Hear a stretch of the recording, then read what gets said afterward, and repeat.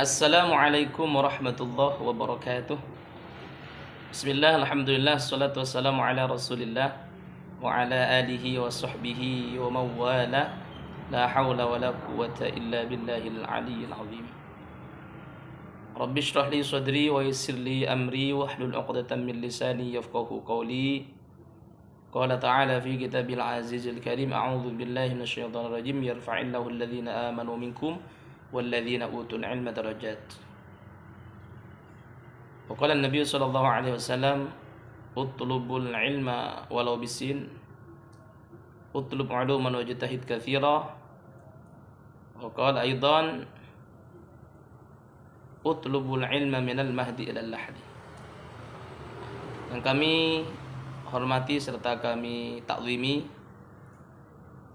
dosen pengampu mata kuliah Psikologi Pembelajaran Pendidikan Agama Islam, yaitu Dr. Zulkifli Ahmad, MPD, yang kami banggakan rekan-rekan mahasiswa pasca sarjana Sekolah Tinggi Agama Islam Ibnu Sina Batam. Puji syukur alhamdulillah kehadirat Allah Subhanahu wa taala atas segala limpahan rahmat, taufik, hidayah serta ma'unah yang telah diberikan kepada kita sehingga kita masih bisa melaksanakan aktivitas rutinitas kita, yaitu melaksanakan perkuliahan. Sampai detik ini kita UAS di semester 3, tentunya dalam keadaan sehat walafiat. Salawat salam semoga tetap tercurahkan kepada Nabiuna Agung Muhammad sallallahu alaihi wasallam, karena berkat beliau kita ditolong, diangkis dari alam yang penuh dengan kegelapan, dibawa ke alam terang benderang seperti apa yang kita rasakan pada kali ini. Rekan-rekan mahasiswa serta Bapak dosen yang kami muliakan. Baik, langsung saja. Pada kesempatan kali ini, dalam video ini kami akan mempresentasikan tugas UAS pada mata kuliah Psikologi Pembelajaran Pendidikan Agama Islam yang berjudul Konsep Dasar Diagnostik Kesulitan Belajar. Rekan-rekan mahasiswa yang kami banggakan serta dosen yang kami hormati, konsep dasar diagnostik kesulitan belajar. Diagnostik kesulitan belajar merupakan proses penting untuk mengidentifikasi dan memahami mengapa seorang anak mengalami kesulitan dalam belajar. Adapun tujuannya adalah untuk memberikan bantuan yang tepat dan efektif bagi anak agar dapat mencapai potensi belajarnya. Kemudian definisi dan karakteristik kesulitan belajar. Kesulitan belajar adalah suatu kondisi yang ditandai oleh kesulitan yang signifikan dalam satu atau lebih dalam bidang pembelajaran. Sedangkan karakteristiknya mencakup salah satunya, pertama, kesulitan dalam pembelajaran. Bisa jadi anak mungkin kesulitan dalam membaca, menulis, berhitung, atau memahami konsep-konsep tertentu. Yang kedua, perbedaan dalam pembelajaran. Anak mungkin belajar dengan cara yang berbeda dari anak yang lain, memerlukan pendekatan yang lebih khusus. Adapun yang ketiga adalah kesulitan dalam berkonsentrasi. Bisa jadi anak mungkin mudah terganggu atau kesulitan dalam memfokuskan perhatian pada tugas. Dan yang keempat, kesulitan dalam berinteraksi sosial. Anak mungkin kesulitan dalam bergaul dengan teman sebaya atau dalam beradaptasi dengan lingkungan baru. Rekan-rekan mahasiswa yang kami banggakan, selanjutnya adalah jenis-jenis kesulitan belajar. Kesulitan belajar dapat dibedakan menjadi beberapa jenis. Termasuk salah satunya adalah disleksia. Dalam hal ini kesulitan dalam membaca, menulis, dan mengeja. Ada juga jenis disgrafia. Di sini kesulitan dalam menulis seperti kesulitan dalam mengeja, menulis dengan rapi, dan mengatur ide-ide. Dan berikutnya adalah diskalkulia, kesulitan dalam matematika, seperti kesulitan dalam memahami konsep matematika, melakukan perhitungan, dan menyelesaikan masalah matematika. Rekan-rekan mahasiswa yang kami banggakan, apa faktor-faktor penyebab kesulitan belajar? Faktor penyebab kesulitan belajar beragam dan dapat saling terkait. Yang pertama adalah faktor genetik. Keturunan dapat memainkan peran dalam kesulitan belajar, seperti disleksia atau autisme.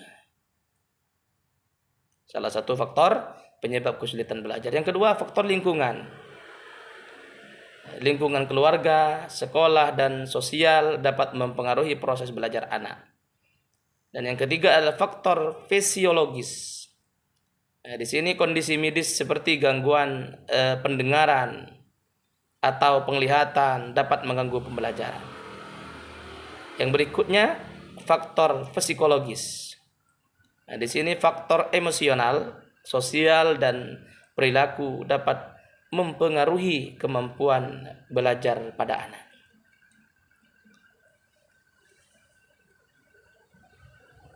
Rekan-rekan mahasiswa yang kami banggakan, selanjutnya adalah proses identifikasi kesulitan belajar. Proses identifikasi kesulitan belajar melibatkan beberapa langkah. Yang pertama adalah pengumpulan data. Dari mana ini kita dapat?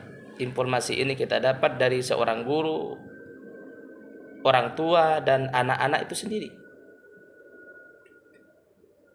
Yang pertama adalah pengumpulan data dari proses identifikasi kesulitan belajar. Yang kedua, observasi melalui perilaku anak di kelas, interaksi sosial, dan kemampuan belajarnya diamati.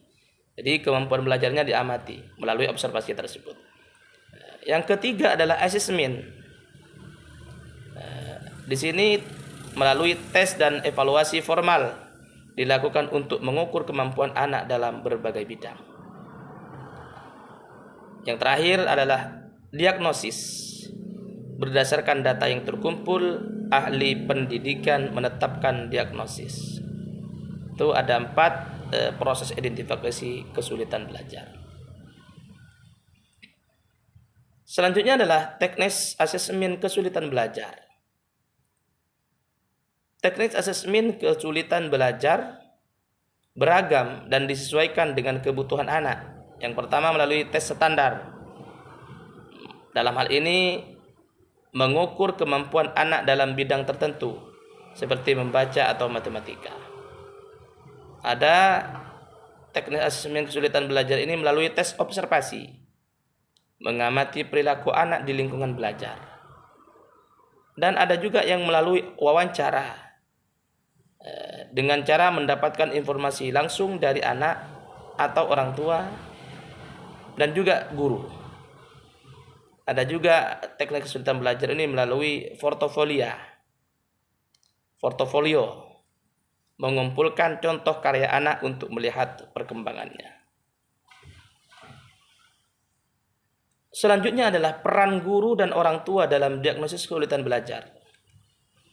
Guru dan orang tua memiliki peran penting dalam proses diagnosis kesulitan belajar ini. Melalui guru dapat mengidentifikasi gejala awal kesulitan belajar dan merujuk ke pihak yang kompeten. Melalui juga orang tua, memberikan informasi yang jujur tentang perkembangan anak dan mendukung proses diagnostik. Dan yang ketiga adalah kerjasama, membangun komunikasi yang efektif antara guru dan orang tua dan profesional terkait, lembaga-lembaga sekolah. Itu peran guru dan orang tua dalam diagnostik kesulitan belajar.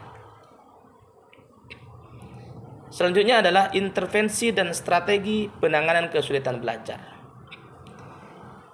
Adapun intervensi dan strategi penanganan kesulitan belajar dengan jenis kesulitan belajar dan kebutuhan anak. Pembelajaran individu yang pertama, melalui program pembelajaran khusus yang disesuaikan dengan kebutuhan anak.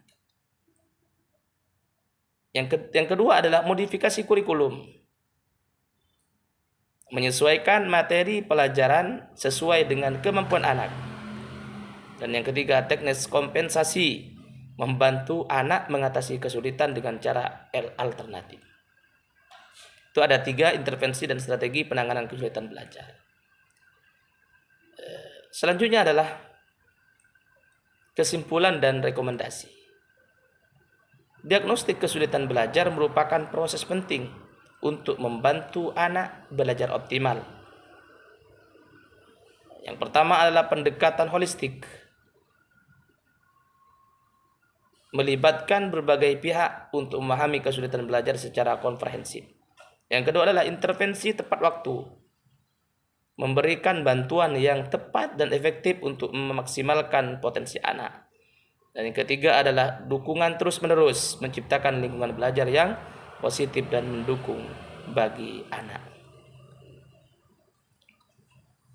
Demikianlah yang dapat kami sampaikan dari tugas UAS pada semester 3 di Sekolah Tinggi Agama Islam Ibnu Sina Batam pasca sarjana dalam mata kuliah Psikologi Pembelajaran Pendidikan Agama Islam dengan judul Konsep Dasar Diagnostik Kesulitan Belajar. Terima kasih dan mohon maaf apabila ada salahnya. Itu adalah semata-mata dari kami sebagai insan biasa. Apabila ada benarnya itulah semata-mata dari Allah Subhanahu wa taala. Wal afwa minkum. Tsumma assalamu alaikum warahmatullahi wabarakatuh.